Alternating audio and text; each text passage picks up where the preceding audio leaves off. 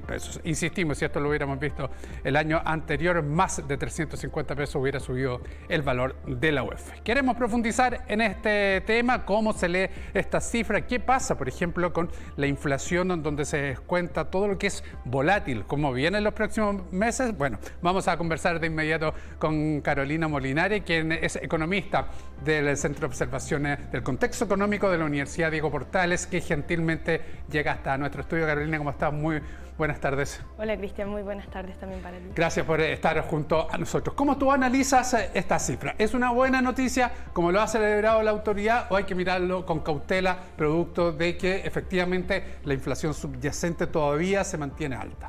Claro, o sea, como tú muy bien lo mostraste, ¿cierto? En estos gráficos vemos que por primera vez desde hace un año, hace mucho tiempo, no teníamos una cifra por debajo de los 2 dígitos.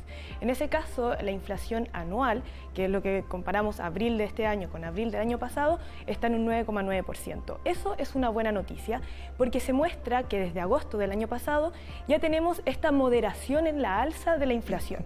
Eso no significa, ¿cierto?, que no duela el bolsillo de los hogares, exacto, porque los precios de los alimentos y de varios otros bienes siguen relativamente altos, pero son buenas noticias en cuanto vemos que esta tendencia se empieza a concretar. Sin embargo, hay que hacer la diferencia y la distinción entre aquellos componentes que son volátiles dentro de la canasta y aquellos que no son volátiles. Porque nosotros miramos los datos, tenemos que es el componente volátil el que está explicando esta desaceleración y como su palabra muy bien lo explica, el componente volátil puede subir o puede bajar muy repentinamente. Entonces lo que hay que mirar con ojo y con cautela es el IPC sin volátiles. Claro. Y si nosotros vemos el dato, que hoy día está en un 10,3%, es casi el mismo valor que tenía en julio del año pasado, que fue el periodo justo antes de llegar al pic inflacionario. Entonces, toda esta baja que estamos viendo en la tendencia es explicado principalmente por el componente volátil. Claro, y eso es muy relevante porque hay ejemplos concretos donde se puede ver lo que habla Carolina. Veíamos el descenso de paquetes turísticos 10,5%. Si eso no hubiera sido como tal, con ese descenso, si no hubiera sido una variación nula, la inflación, la general, hubiera sido 0,5%. Es decir, quiero poner el ejemplo ahí de un elemento volátil como son los paquetes turísticos, que claro, que están determinados sus alzas o sus bajas por un efecto estacionario, paquetes turísticos obviamente, mayor cantidad de demanda en vacaciones, y ahí se refleja esto, pero lo que no cambia es lo que aún se mantiene alto. Y eso, ¿cuándo comienza a bajar desde tu perspectiva? Todavía hay que hacer la distinción entre lo que compone el no volátil, ¿cierto? Entonces ahí tenemos que podemos hablar de los bienes y los servicios. En términos de bienes se muestra una tendencia a la baja, entonces en ese sentido, en términos de los productos, que son bienes que no son volátiles, vemos que esto empieza a converger. Lo que se mantiene relativamente alto y que es preocupante es el IPC sin volátiles de los servicios. Y que si nosotros vemos, por ejemplo, otras cifras como el IMASEC, es lo que estamos viendo que sostiene que la actividad económica todavía se mantenga relativamente alta, de acuerdo a todas las expectativas, ¿cierto?, que se estaban proyectando. Entonces, lo que hay que tener cuidado ahora es con el IPC sin volátiles, pero del sector de los servicios. Y vemos que eso ha tenido mucho dinamismo, por ejemplo, lo mismo que muestran las cifras, ¿cierto?, del aumento en la salud o en el transporte, que eso también va a ir sosteniendo y mostrando esta persistencia. Una entrada a un recital, ¿es servicio? Dentro del ámbito de los productos de cultura. Podría considerarse como servicio de la entretención. Sí. Y te lo pregunto por lo siguiente, Carolina, porque uno ve las series recitales que se vienen desarrollando y la verdad es que, para ejemplificar y para aterrizar, los valores que pagamos son muy altos por entrada. Entonces, nuevamente ahí se observa que eso no baja. Entonces, eso también incide, la gente dice, no, incide en que la inflación se mantenga alta. Exacto. Tenemos que, son específicamente estos servicios lo que va mostrando esta persistencia inflacionaria. Entonces, igual hay un componente, por ejemplo, con los recitales. Uno podría pensar que la pandemia, cierto, fue un shock bastante grande para las familias en las cuales tuvimos que estar encerrados en nuestros hogares.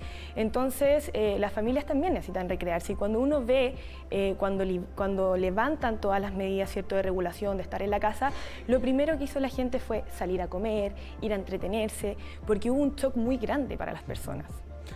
Carolina, yo siempre digo, acá y cuando mostramos la encuesta, la verdad que son porcentajes, son harto número, pero las mostramos con el siguiente objetivo además, que la gente vaya percibiendo o al menos teniendo datos, información de lo que viene más adelante para ciertos tipos de decisiones. ¿Cómo se ve en los próximos meses la inflación y cómo se ve también la tasa de interés? Que sigue, por ejemplo, en mi decisión de tomar un crédito o no, si en un crédito comercial, en un crédito a corto plazo, si me endeudo o no, o por otro lado, la inversión en los depósitos a plazo. Ya, te voy a responder esto por partes. Perfecto. Entonces partamos con el IPC general. Nosotros ahora estamos en un 9,9%, la encuesta de expectativas muestra que la variación de mayo va a ser un 0,4%, entonces estaríamos llegando al 9% en mayo. Y esperamos que para diciembre esto se encuentre en torno al 5%. Entonces vamos a ver cómo efectivamente se va concretando esta moderación en el alza en la tendencia. Con respecto a IPCs específicos, por ejemplo el de los alimentos, que ese también es uno de los ítems más relevantes y que también tiene un efecto, ¿cierto?, en lo que es los hogares, tenemos que el IPC de alimentos ya empieza a mostrar también en sus variaciones anuales moderaciones en el alza. Y esto está explicado porque hay un componente internacional, que son la FAO, ¿cierto?, los precios internacionales, en que ya se está mostrando esta moderación hace mucho rato. Y recién ahora en Chile estamos viendo este shock y lo estamos internalizando. Entonces, en términos del IPC de alimentos, hoy día vemos una variación nula. El dato anterior mostró una variación súper acotada y el pasado, el de febrero, mostró una caída, de hecho. Entonces, en ese sentido, el IPC de alimentos va a mostrar cierta regulación en su alza y eso también son buenas noticias. Ahora, si miramos esto con respecto a la tasa de política monetaria, que es lo que va a salir hoy día anunciando también el Banco Central, hay que ser cautos. Porque si bien hablamos, ¿cierto?, de todas estas proyecciones de moderación en el alza, tenemos este IPC sin volátiles que todavía muestra cierta persistencia inflacionaria.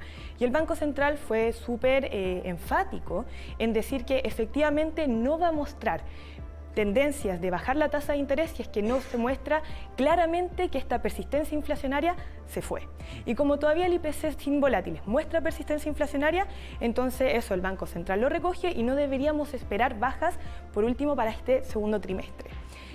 Con respecto a la baja, lo que sí es buena noticia, como en relación a la tasa de interés, tenemos que la proyección de inflación a 2 años más ya está ajustada en la meta del Banco Central. Eso es positivo. Exacto, y eso es bastante positivo porque llevamos 3 meses con una inflación del 3% a 2 años.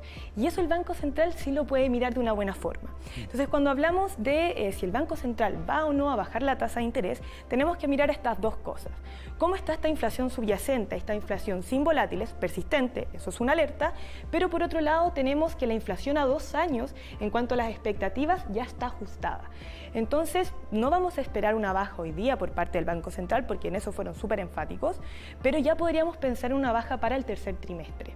Claro, y eso es importante porque esa fijación a 2 años, que es el rango que se fija el Banco Central para establecer su meta, visualiza y da como señal diciendo, claro, hoy día no, pero a 2 años sí vamos a tener un escenario mucho más normal. Exacto, y eso es una buena noticia porque ya estamos viendo esta convergencia, el dato lo muestra que existe esta moderación en el alza, entonces eso llama también, ¿cierto?, a las autoridades a pensar en una baja de la tasa de política monetaria. Buenísimo. Ayer se conoce que 27 pesos van a bajar las bencinas, 97, 93 y también el diésel 15 pesos, así que eso va a ayudar a la inflación de al menos los próximos meses. De los combustibles, sí. Exactamente. Carolina, muchísimas gracias por haber estado junto a nosotros, que estén muy bien. Muchas gracias, Cristian. Que vaya muy bien. Ahí está Carolina Morilay, que es economista del Observatorio Contexto Económico de la Universidad Diego Portales, ayudándonos a profundizar en esta cifra del mes de abril. Entregó el gobierno un proyecto de ley corta de ISAPRES con el fin de